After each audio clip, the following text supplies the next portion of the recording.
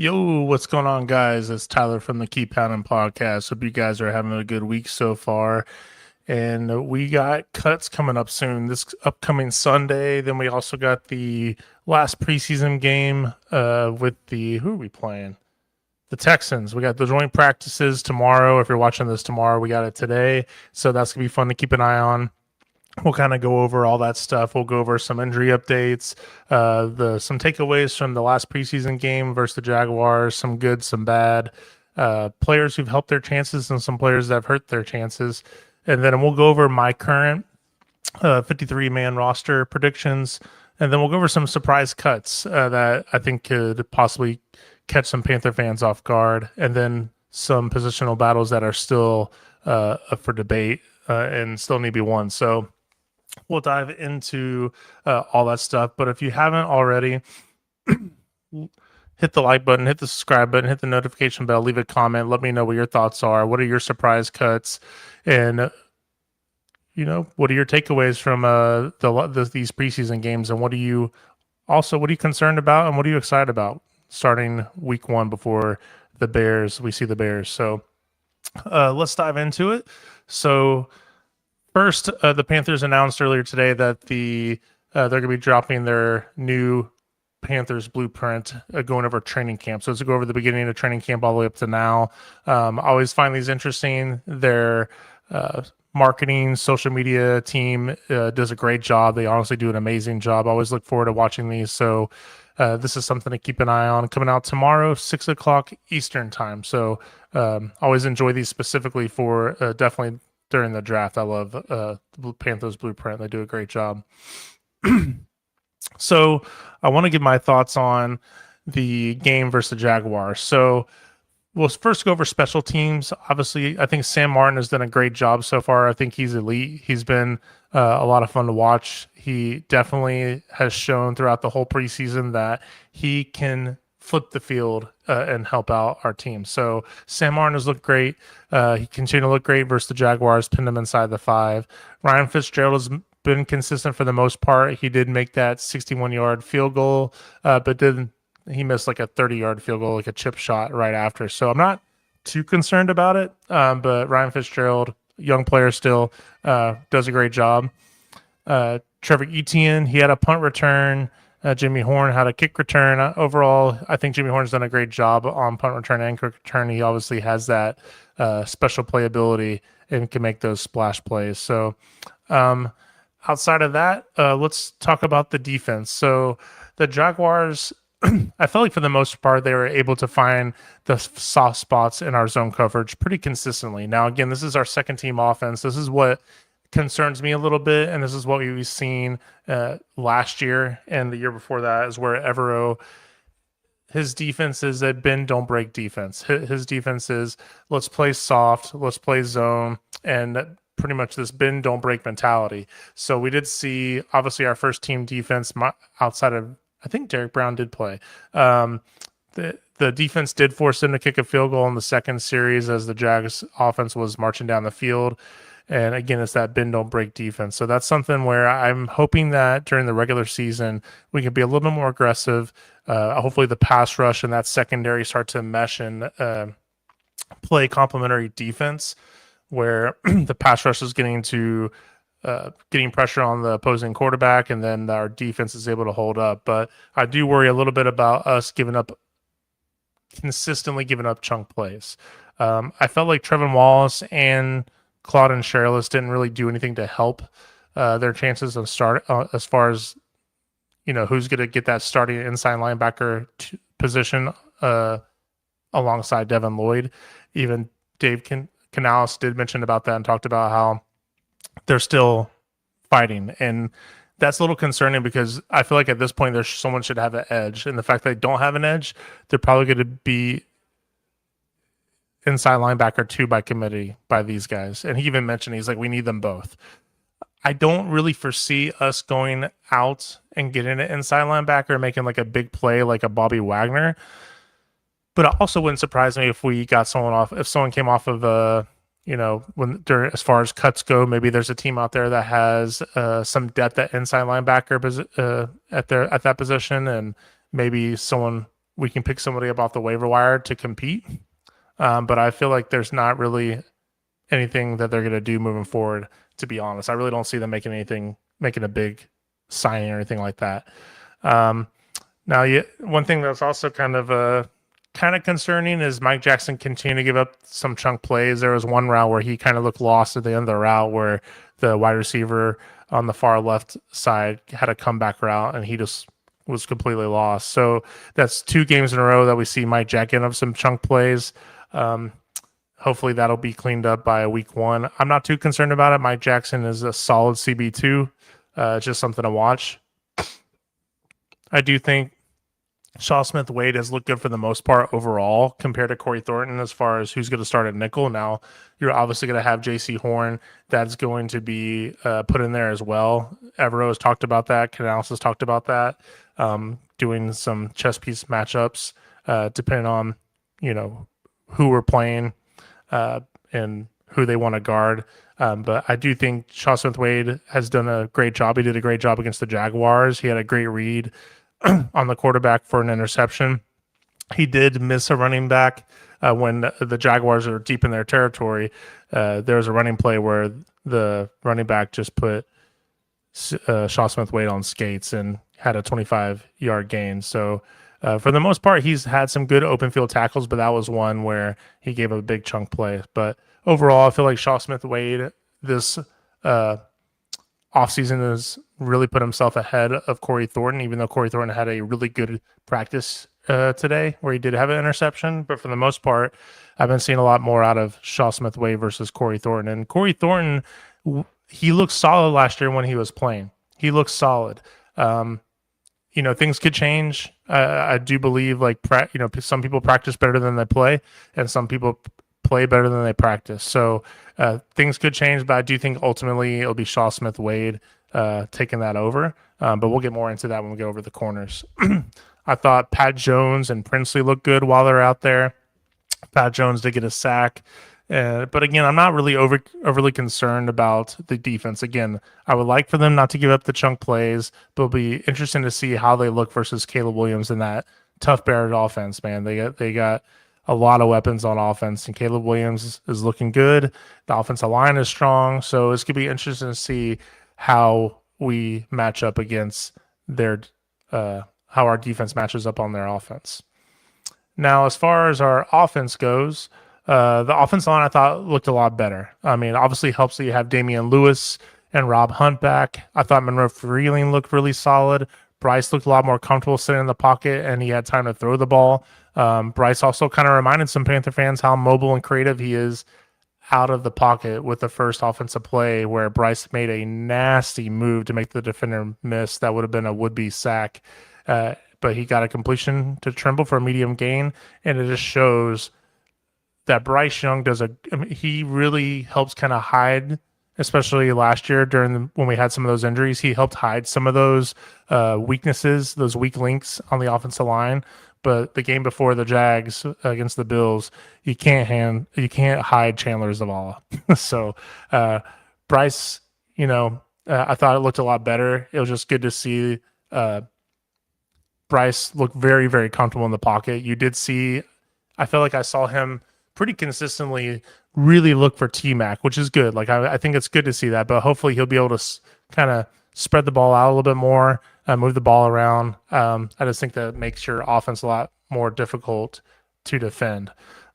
But speaking of T-Mac, they did have him line up all over the offense. It had him out wide, had him in the slot a few times. So it's going to be, I do think Brad is going to use that as a chess piece and kind of help create mismatches against specific defenses. So I do think you'll see T-Mac get a lot more targets and receptions this year. I think you'll see him get more yards compared to last year. So I'm really excited about T-Mac. T-Mac has been looking great from not just practice, but joint practices and preseason. We finally got a wide receiver 1 guy. So I just got to figure out where I'm going to draft him on fantasy. But T-Mac continues to look good. Jonathan Brooks looked good out there for the most part. He does need to clean up his pass blocking skills. I feel like he needs to be a little bit more aggressive on that. I'm not sure if that's just more of, getting, out there a little bit more often, or if he just, if there's any like hesitancies at all. That's something just to keep an eye on, because if he does struggle pretty consistently at pass blocking, he's not going to be on the field that much. So he's got to be better at that. That's the only really negative play that I saw him make against the Jags. So just something to keep an eye on. But I felt like it was just great to see him out there. I do expect him and Chuba to share the carries. And he finally got his first touchdown, which is good to see. Jimmy Horn continues to tell people why he's going to be on the 53-man roster. He did have a big gain on a jet sweep. This guy's going to make the 53. I feel like he truly has developed a lot compared to last year. He has a speed that you want defenses to account for, and he obviously contributes on special teams. I thought Kenny Pickett had a solid day statistically. He is in the sexy, pick as far as QB2 goes. I know a lot of people want to see Haynes King play more, me included, but he's exactly what coaches want in their QB2. Someone that's not going to lose in the game, and someone that's just going to do what they're asked and be pretty consistent. So it was good to see him play the way he compared to the game before against the Bills. I thought he looked a little but against the Jags, I thought he looked pretty solid. Obviously, with XL not playing versus the Jags, we did see Bryson Tremaine out there with the ones, and he was also out there with the twos. So that obviously tells us where he's at on the depth chart. So just something I noticed. I know some Panther fans didn't like the way he played as far as like his targets, his receptions. But again, guys, it's preseason. We've seen Bryson Tremaine when he's been called upon in the regular season pretty consistently. He's a consistent wide receiver. He's big. So if you have a T-Mac or an XL or a Jalen Coker hurt, he's the next guy up, and he has that body size too. So, and he contributes on special teams. Bryson Tremaine isn't going to scare any defenses, but he's a consistent wide receiver, and I feel like he's improved every year. So I'm not really concerned about him being my wide receiver 4.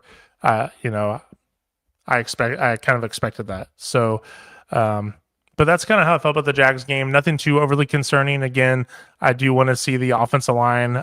Hopefully they kind of gel very quickly as a unit.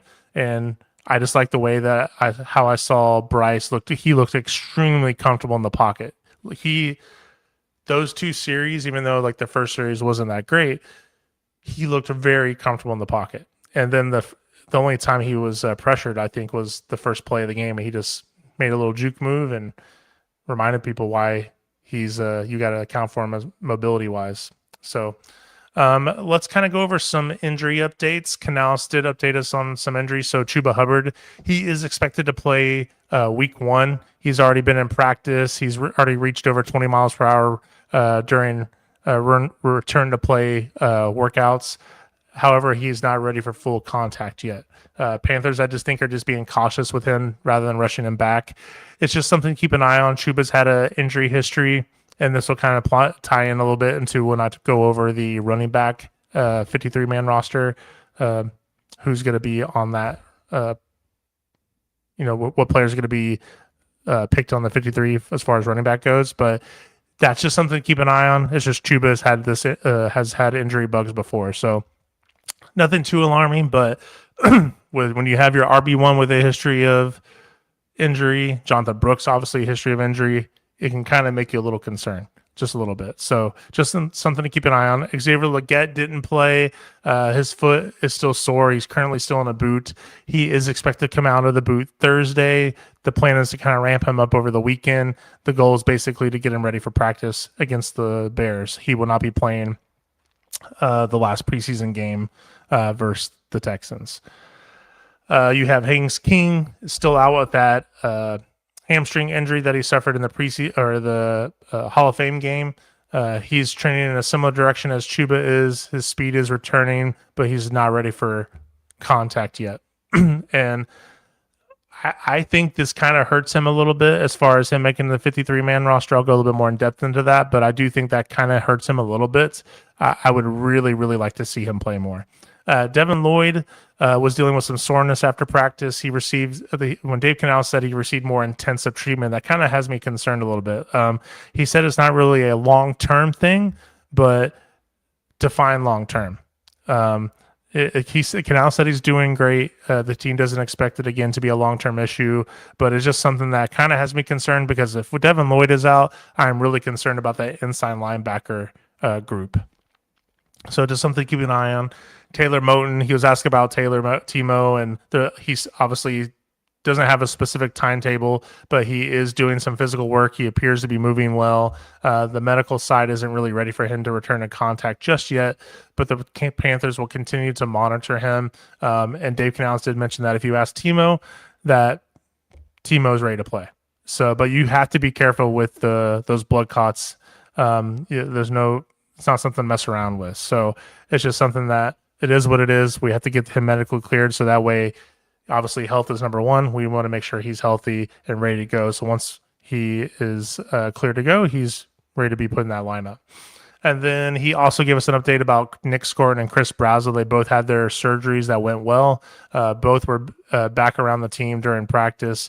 They're recovering, staying involved with the team. So it's good to hear that the surgeries went well. There's always, every once in a while you might hear about complications in surgery or whatnot, but so it's good to have them. There's good to hear that their surgery went well, but hopefully their road to recovery is going to go well and ready for us next offseason. So it just sucks to lose both these guys, man. But this is kudos to Dave Canales. Dave Canales and Dan Morgan have done a great job identifying talent and adding to this team where before, if we had a wide receiver 3, maybe 4 injury, and we had a edge rusher 2 injury out for the year, we would be like, oh, our season's over. So the fact that they're gone and we're still up and running, we still look really good is kudos to the front office. Now, let's go over a little bit. The Panthers are obviously going to have a joint practice tomorrow. If you're watching this on Wednesday, they're having a joint practice today, but Dave Canales was asked about, will the starters play in the final preseason game? So nothing has been finalized, but he pretty much said that if the starters get a good amount of work during their practice, the starters won't play. So I suspect that none of the starters will play. Now, if they still want to see, the only starters I could possibly see start or play this game would be Claude and Sherlis and Trevin Wallace. I do think that's a possibility, just if they're still unsure about that spot, who's going to start. It wouldn't surprise me if they don't play, but it wouldn't surprise me if they do either. So, again, Dave Canales did mention that there's a potential that starters can play, but it's very probable that they're not. But that decision will be made after Wednesday's practice, after the joint practice. Now, let's get into the 53-man roster predictions. And I'm going to be honest, I wasn't sure. This is the hardest one. I've been podcasting for this is my second year, so still growing. So again, if you haven't hit the like button, hit the like button, subscribe. I appreciate it. But this has been the hardest, not just as a podcaster, but as a fan, trying to predict the 53-man roster. Now, there's a bunch of gimmies, right? But last year, I felt like there was 2 unsures. I think I was right. I was 51 out of 53 or 52 out of 53. This one, I wouldn't be surprised if I get 5 or 6 wrong. It was difficult. Now, we're going to go over the easy one. Special teams. Ryan Fitzgerald, kicker. J.J. Jansen, placeholder. Sam Martin, punter. All right, I'm 3 for 3. Okay, let's go over quarterback. Now, I saw on Twitter earlier today, and I have it on my notes here. Edgar on Twitter, and I want to shout out Edgar because he does such a good job, and I want to be able to make sure that if you guys are watching, So Edgar, he goes by Panthers analyst. He set this up where the guys that I kind of follow, so Mike K, Joe Person, Alex Zietlow, Vash Taishina, and Jared, those people are pretty much the only ones that I really count on for the beat reporters, uh, what they tweet out as far as what's going on in practice. They're the most consistent, unbiased people. So I created mine. I didn't want to look at theirs, but when I saw this, I didn't want to glance at it, but I saved it. I created my 53-man roster now, and we're going to compare it to these 5 groups. Okay, so all 5 of them have Bryce Young, Kenny Pickett, and Haynes King at quarterback. They have Haynes King making the 53-man roster, and I can see that. It won't surprise me if Haynes King makes it based on how he played, but we have never used 3 quarterbacks ever. We've never kept 3 quarterbacks on the 53-man roster. Now, I do think Haynes King could and would be our potential future quarterback 2. Remember, Kenny Pickett signed just a 1-year deal. But I don't, based on how this roster is and when I was going through it, I don't see them using him as a roster spot. Now, if he was consistently playing on special teams, and he's been compared to, what's the guy's name off the Saints, who he hated being compared to. I'm drawing a blank on his name, but he had a roster spot because they used him on special teams consistently, and he had special packages as well. Taysom Hill. Thank you, Darkness. Taysom Hill. So I don't see him being used as a roster spot because, one, not just the injury. There's so much depth here, and how much are you going to use Haynes King, and how much is he contribute to your football team? Now, if Kenny Pickett was hurt or Kenny Pickett played like trash the whole preseason, and Haynes King has been looking really, really good, you could have the debate about who's going to be QB2. But right now, Kenny Pickett, for the most part, has been solid this preseason. He's not the sexy Pickett at all. Haynes King looked really good. He mobile, great arm, made good throws.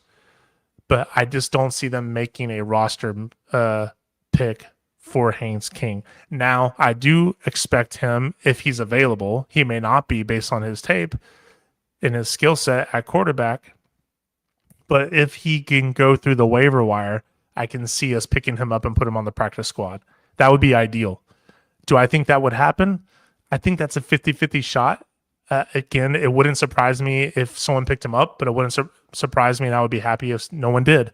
And we put him on the practice squad and then stashed him on the practice squad and let him develop for another year. And then he hopefully will be ready by next year. And now we have our future QB2. Is a first-round pick ain't good against third-string players, then he should. Yeah, I mean, Haynes King is undrafted. But are you talking about Kenny Pickett? Yeah, Kenny Pickett should be good. Yeah, and Haynes King is good too. But when you have the history of playing with different teams, different coordinators, and you've been in the NFL for a while, the moment usually isn't too big for you, and you can be a little bit more comfortable as far as that player being more consistent. Haynes King could be boom or bust right now. The tape we've seen has been good, but I feel like you need to see more. And he doesn't contribute on special teams, really. I just don't see us using him as a roster spot. So I have us picking 2 QBs. 2. And if we can put Haynes King on the practice squad, that's great, but I just don't see us picking him and having him count towards a roster spot on the 53.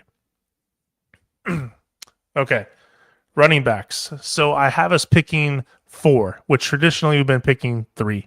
Chuba Hubbard obviously is going to be on the 53. You're going to have Jonathan Brooks, obviously. Trevor Etienne is on special teams. Him and Jimmy Horn have been going back and forth. Now, I would be kind of shocked, but not really. But I would be a little shocked because Trevor Etienne, this is his second year. He's on a rookie contract, 4th-round pick.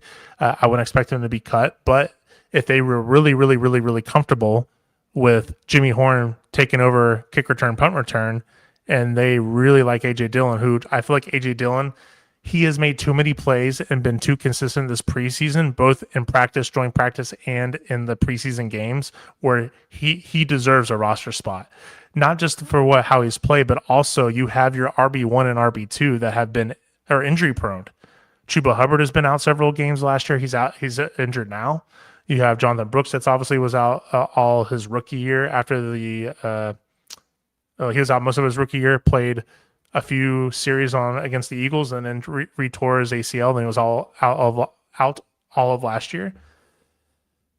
And so you have to, in my opinion, all those variables, you have to have AJ Dillon on the team. I just think he can really contribute on special teams, but he has been consistent, and he gives this running back. He has a different skill set that the other running backs don't. This guy's a bruiser. He's a goal line guy. If you need a 4th and 1, 4th and 2, you're going to him. You're going to use AJ Dillon going to the right side of the line where you're behind Robert Hunt and Monroe Freeland against those beasts, and you get a yard or two, right? Not saying that the other running backs can't do that and get another yard or two, but AJ Dillon has shown that he can take a hit and keep going forward, get another hit and keep going forward. So I do expect us to pick up AJ Dillon, being our 4th running back. So I have us picking 4 RBs. Wide receiver, we had traditionally the last several years we've had 7. I see us picking 6. So obviously T-Mac's a given, Jalen Coker is a given, XL. This is a make or break year. It's really unfortunate that he's hurt. He needs all the time he can get. With Chris Brazzell out, this is a layup. He's getting more play time, and he's got to show up. This is a make or break year for XL.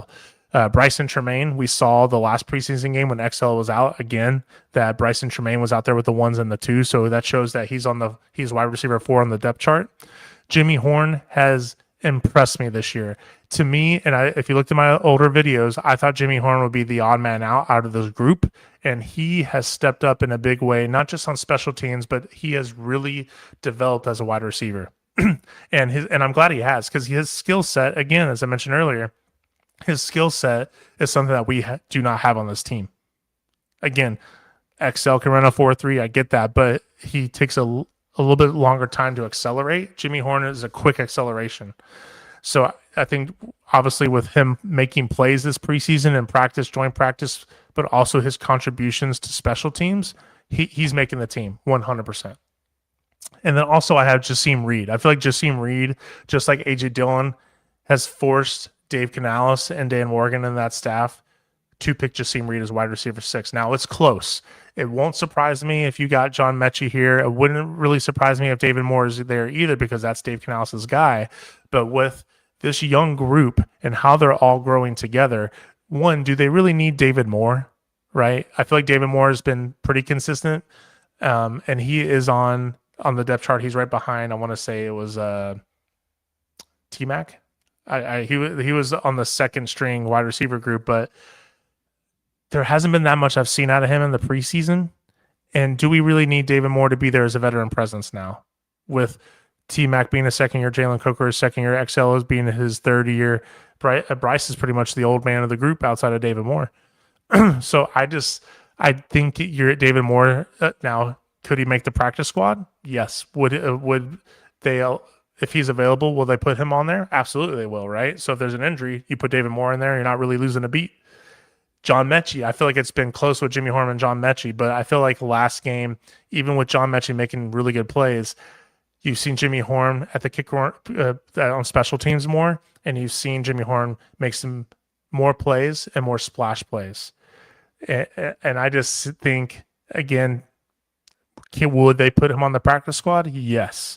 But I just think Jasim Reed, what he's done this whole preseason, this whole offseason, he possibly could be a Jalen Coker. He could be. He's, this is his second. He was an undrafted free agent we picked up last year. He was stashed on the practice squad.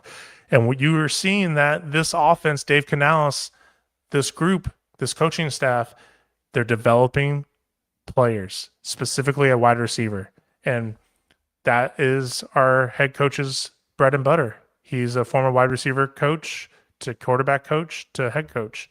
So this is something I would expect out of a coach where that's where their bread and butter was before they became a head coach. So I do expect them to only pick 6 wide receivers. And Dave Canales himself did mention that they don't think they have the ability to pick up 7 as much as that he said they would like to. He doesn't think that that's a possibility based on how this roster is going and how deep it is at other positions. So I do see us picking 6 wide receivers. Now, tight end, this is going to be something to watch Sunday, which Sunday, by the way, after my kids go to bed, I can't really go live. I got 3 little kids. My wife would kill me if I was like, hey, I need to go live and, talk about all this stuff. So I wait till they go to bed. So Sunday after cut day, we're going to go over all this. And I think this is the biggest thing to keep an eye on is the tight end group. I think this could go a bunch of different ways. But this is how I see it. I think we picked 4. We traditionally been 3, but Tommy Trimble, Mitchell Evans, those are 2 givens. For some reason, if there's a something out of left field happens, I possibly could see maybe there's a trade of Tommy Trimble. You save money and then you keep JT Saunders. But outside of that, Tommy Trimble, Mitchell Evans are guaranteed tight ends in the group. Felipe Franks, I feel like, has done a great job, not just developing at the tight end group, but also he obviously is a huge special teams contributor. And again, Dave Canales mentioned that if you're going to make the team and you're on those you're part of the second depth chart or like the second string, you got to contribute to special teams. And Felipe Franks is one of the main guys on special teams. So I think they'll keep him. And then Darren Waller. I know he hasn't really practiced with the team. He did a little bit of team drills today, and he's not going to even be playing against the Texans, or they're going to be, I don't even know. I think he's going to be doing joint practice that Dave Canales mentioned. I have to double check on that. But they signed him to a 1-year, $1 million contract. Now, it's not guaranteed. There's $0 that he got at signing. As far as signing, but the money locks in prior. I can't remember when they said prior to week 1, but I don't know if it's like how soon week 1. But pretty much he gets $1 million. It's a 1-year, $1 million contract, and that he can get up to 1.3. You're not going to pick up a tight end, which, by the way, as far as statistically, he's better than all of our tight ends. He played only a little over half the games last year, I believe 9 games. 24 receptions, almost 300 yards, and 6 TDs. He's 6'6", 240 pounds, like he's a red zone threat. That alone is going to get him on the team. He's making this team. I would be absolutely stunned if Darren Waller doesn't make this team. You don't pick up a tight end like that with those credentials. Again, I get he's older, but you don't pick up. He's a receiving tight end. He's a receiving tight end. You don't pick someone like that up, and they haven't really practiced. He's slowly been getting him involved. If they weren't sure if he was going to make the team, they probably would have had him out there during games and stuff. They're not paying someone $1 million to try out tight end. He's making this team. And again, not just that, but given his statistics last year with the Dolphins and how he cooked our defense last year, bro's making the team. Now, is he tight end 1? I don't think so. I still think they'll be tight end by committee with Tommy Trimble, Mitchell Evans, and Darren Waller, and then Felipe Franks if there's an injury. But he's a receiving tight end. Guess who else is a receiving tight end? JT Saunders. And JT Saunders had a great rookie year before his neck injury, and ever since his neck injury, he hasn't been the same. And obviously the coaches haven't seen enough in practice, i.e. Darren Waller signing.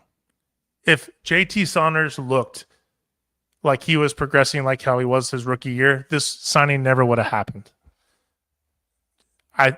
Now JT Saunders probably could, if he is, could he be brought back on the practice squad? Maybe. But I think he would essentially be picked up off waivers, in my opinion. I do. But I feel like JT Saunders is the odd man out on this. But I do think we pick up 4 tight ends. Now let's talk about the offensive line. So the offensive line, this is the one that I was back and forth with, and I had a hard time figuring this out.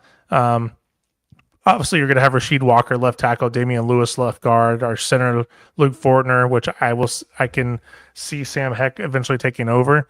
Rob Hunt, Monroe Freeling, right tackle, Brady Christensen, obviously the Swiss Army knife guy that can play any position. He's making the team. Sam Heck, our 5th-round pick, he's been pretty solid. He got a lot better after his first game. But these last two, I was going back and forth with. I do think we do pick up 9 offensive line, which we traditionally have done, but I just don't see us picking Chandler Savala back up, dude. I don't. And I think Jake Curhan, I know he plays tackle. He can play guard as well. Albert Reese, he plays tackle. He can play guard as well. And Albert Reese has looked pretty good. I'm not going to lie. Like Albert Reese, he even, I think against it was the last game, he had like over a 90 PFF grade. And then Mike K actually put a stat out earlier today that showed that he had 98 pass blocks in the preseason and only allowed 8 pressures and 0% sack. So only an 8.2% pressure rate, which is pretty good. And he had some training at guard. Jake Curhan, I feel like he's more consistent. I feel like you with Rasheed Walker and you have Icky that's out. I think you want 2 tackles, 1 left tackle, 1 right tackle if there's an injury. So I just think Chandler Zavala is gone, and I think Stone Forsythe is gone. I think Albert Reese has shown me enough that he can take over, and so over Stone Forsythe and Jake Curhan as well. So this is something where I can see, I could be wrong on both of those guys. I could see both of them get cut, but just the way Chandler Zavala has played, I just don't see him making the team. We'll see. No, Samick was okay, but I don't think they're not. He's not versatile, so he doesn't play like guard or anything like that. If he played like center guard, I think that's a possibility. But they're not picking 3 center. They're not keeping 3 centers. He would be someone they would stash on the practice squad. But he's not a versatile center, so I don't see him making the team. But yeah, he was decent when for us this offseason. He has been. Zavala and Forsythe together on the line is asking Bryce. Yeah, I agree. I just don't see it. I mean, these are 2 players you don't want to see on the field, right? You want to see our offensive line 100% of the time always on the field. All of our starters. You want Walker, Lewis, Fortner, Hunt, and Freeling. They're 100% of the time. But if someone has to come in for a couple snaps, I think that's going to be Brady Christensen. So if Damian Lewis is out or Rob Hunt gets hurt, or if I think Brady Christensen will have the guard spot. But if there's 2 guards that are out, if Lewis and Hunt are out, for example, that is going to suck. And it showed up against the Bills. We are screwed. And that's something that next offseason, after this year, we have to get better at depth at guard. And that's a whole different video that we'll talk about. Because I could possibly see Rob Hunt out after this year, depending on how his health is and how he plays. But yeah, you don't want to see those guys on the field. Okay, defensive line. And before I get into that, so let me go back here to the offensive line real quick. So I want to kind of go over what Mike K and all the other guys, Joe Person, Alex Zitlow, Vashti Sheena, and Jared put on there. They all have obviously Walker, Lewis, Fortner, Hunt, Freeling, Christensen, Sam Heck making it. But then 3 out of the 5 have Jake Curhan making the team. Outside, only Vashti and Sheena don't think that Jake Curhan will make the team. Stone Forsythe, both Joe Person, Alex Zitlow, and Vashti and Sheena believe that he will make the team. Mike K and Jared don't. And then Chandler Zavala, only Vashti and Sheena think he'll stay on the team. And Albert Reese, only Jared thought he'll make the team. So based on this, they're having 1, 2, 3, 4, 5, 6, 7, 8 to 9 players on the offensive line being picked up. But we'll see. Okay. Defensive line. So defensive line, obviously Derek Brown. It's good to be. He's a beast, one of the best in the NFL. Bobby Brown III there. I'm not actually don't know where he's at as far as his injury goes. Actually, think about that. Let's see. Okay, he has been. I haven't really heard that much about it, but he has been practicing with the team, and he's recovered from his hamstring injury. Okay, great. So Bobby Brown III is going to be obviously on the 53-man roster. Cam Jackson seems like he's made a huge jump. Now, obviously, you have Ashawn Robinson that's out, but being the second year, how much he's jumped and he's ahead of Lee Hunter is surprising, but pleasantly surprising.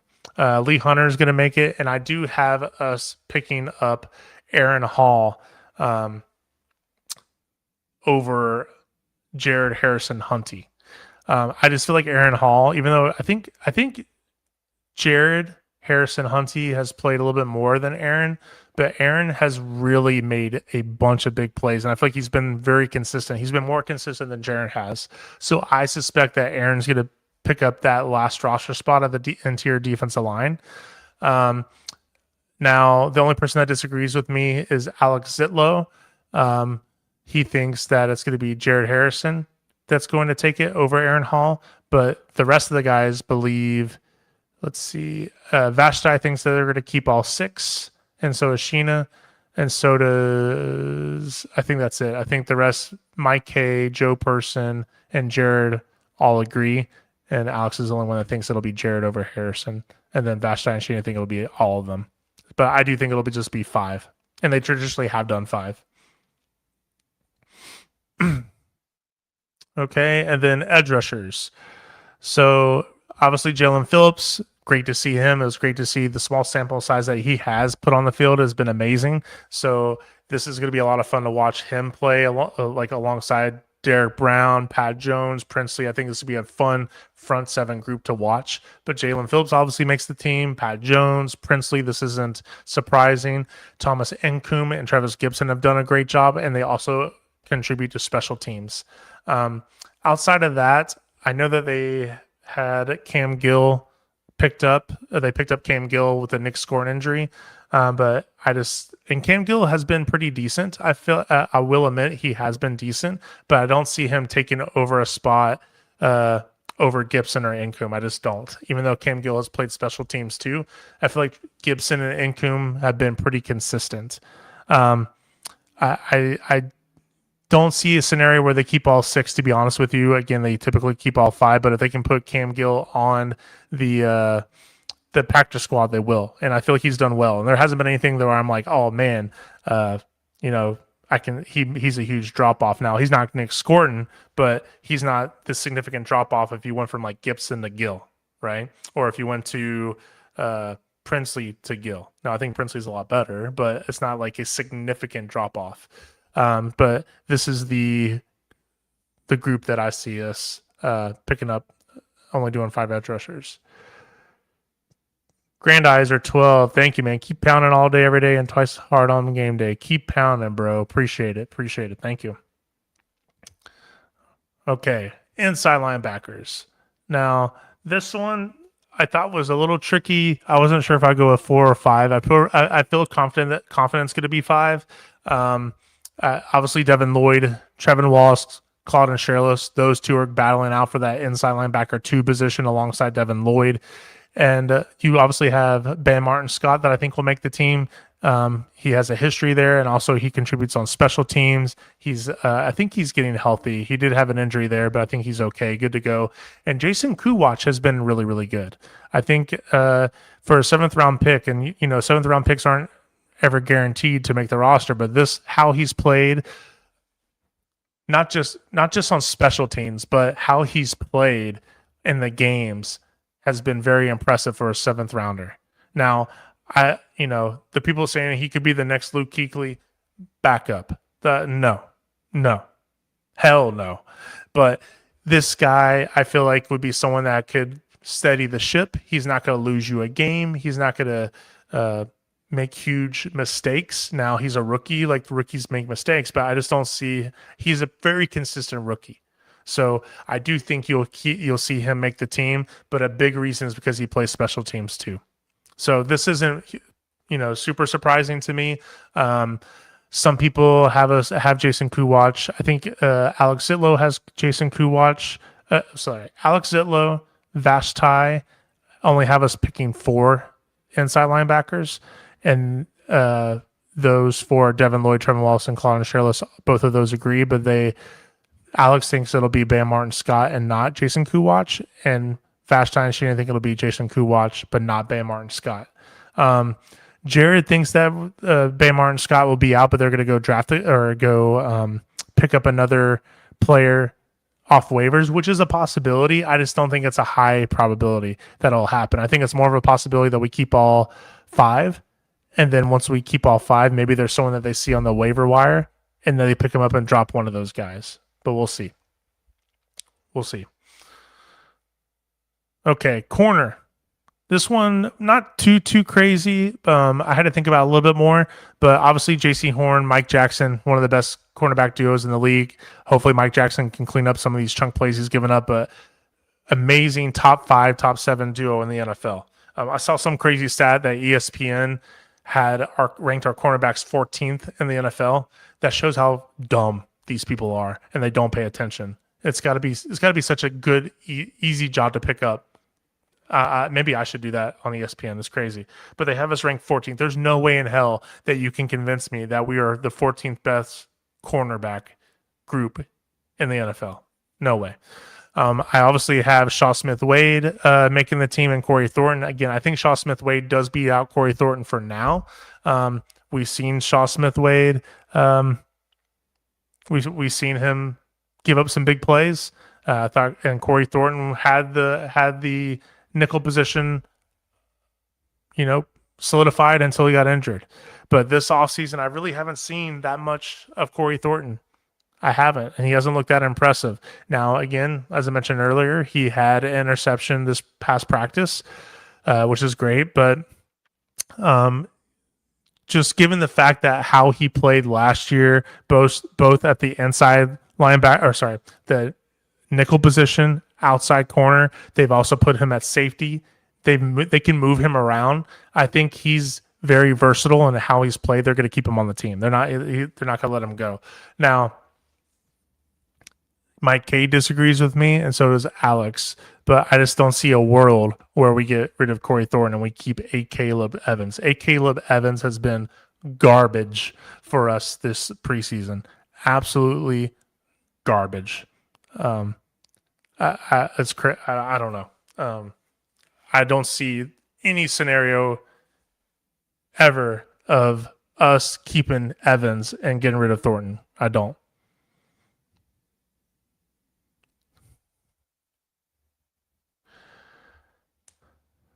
It's incredible how these so-called experts can wrongly rank most teams. Yeah, I mean, they got rid of David Newton and they're still messing up. I mean, shout out to Mike K. There's no shout out to Mike K. Mike K works for ESPN. I think Mike K does an amazing job. Amazing job. He's one of the best, if not the best, beat reporters covering our team. Don't get that twisted. But ESPN as a organization, trash. Maybe 15 years ago, they had really ESPN was credible. Now they're just a laughing stock, dude. Horn and Jackson are one of the top outside. Yeah, they were. Like, I feel like they're top 5. They're top 5. There's no way that they're 14th best in the NFL. No way. And then I also see Will Lee making the team. So I just don't see a 4th rounder not making the team. Will Lee has gotten a lot of snaps. And Evero mentioned like you want him to. It's okay for him to make mistakes, but will he learn from those mistakes? So I think they do keep 5 corners, being J.C. Horn, Mike Jack, Shaw Smith-Wade, Corey Thornton, and Will Lee the third. Now, safety. I do have us picking 5 safeties as well. I think we had 4 last year, but obviously you have Trevin Moore, Nick Scott. Don't worry, darkness. Nick Scott, this is probably his last year. Again, we could do worse. I already called it.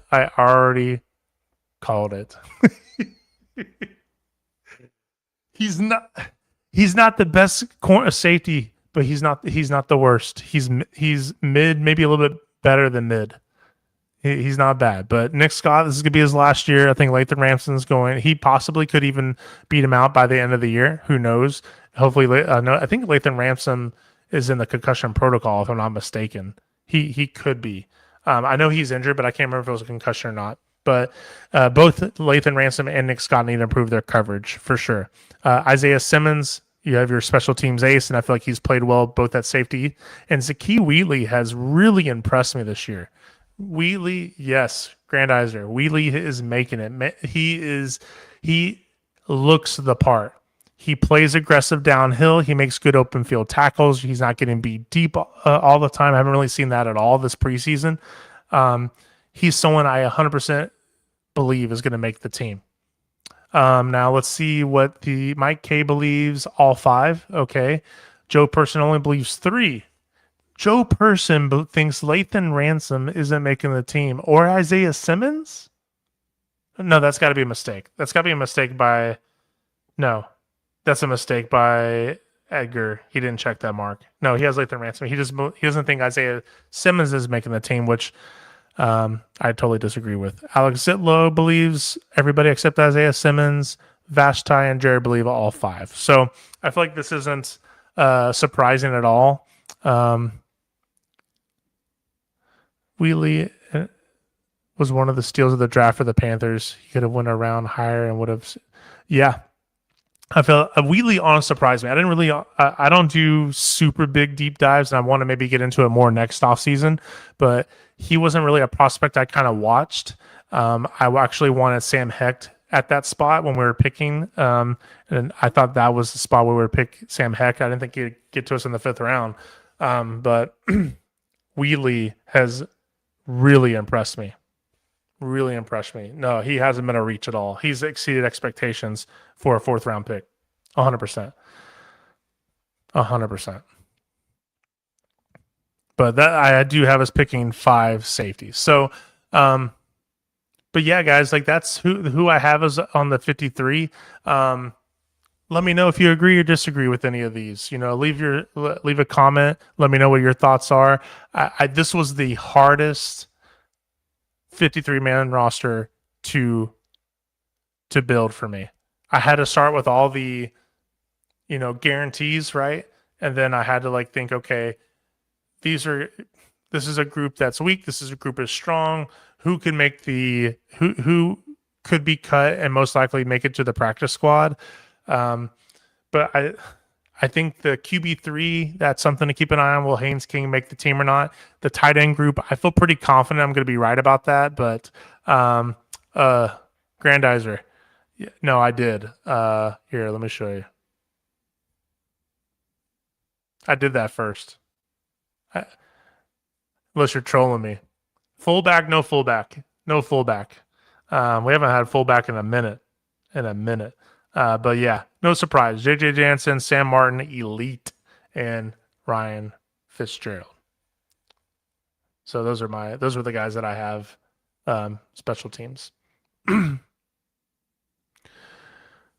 Practice squad candidates. Haynes King, I think, is a practice squad candidate if they don't pick him, if they don't use a roster spot on him. Let's see.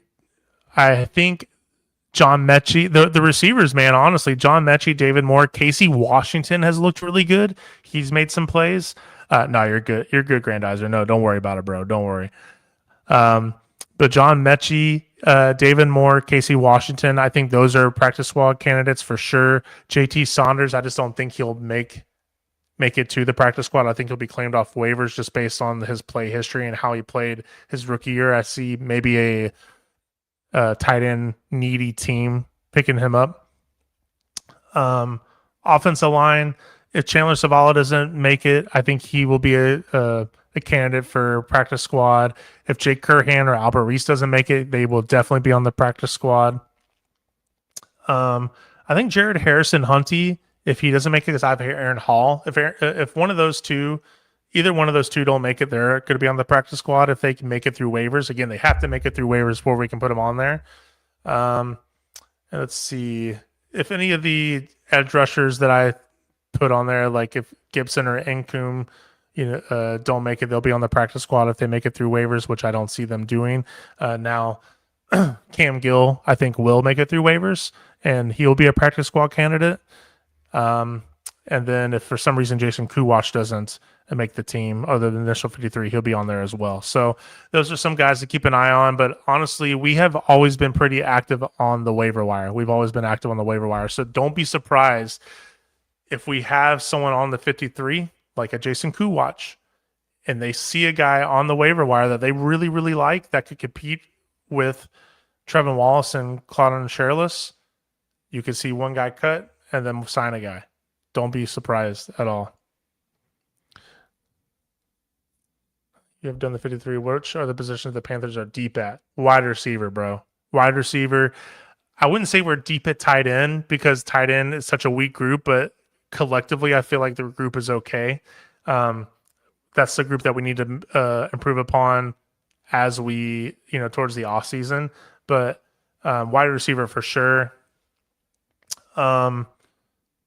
Safety, I feel pretty good about safety and that depth there. So if Nick Scott goes down, you got Lathan Ransom. Zakee Wheatley's there. Isaiah Simmons has looked good when he's played there. You can't replace Trevor Moore, but I feel like Nick Scott wouldn't be a huge loss. I don't want him to be lost, even though Darkness does. But that's someone that you wouldn't see a significant drop off. I feel pretty good about that. Corner, I feel good about that.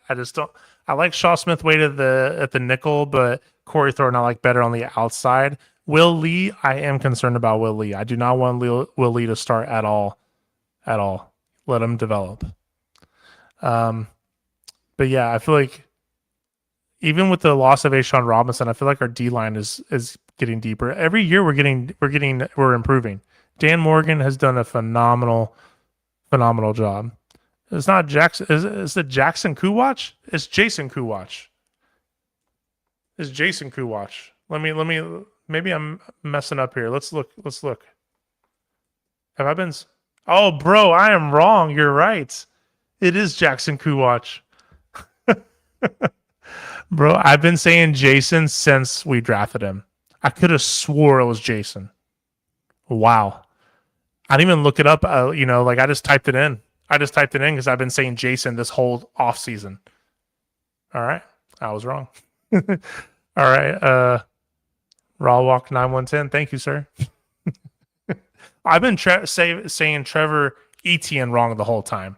When the broadcaster for the Jaguars said, was it Trevor Achane? I was like, bro, the Achane is for the Dolphins. Who are you talking about, Achane? And I guess I've been saying his name wrong for over a year. There's a few other Panther podcasters I watch, and they've been saying the same thing.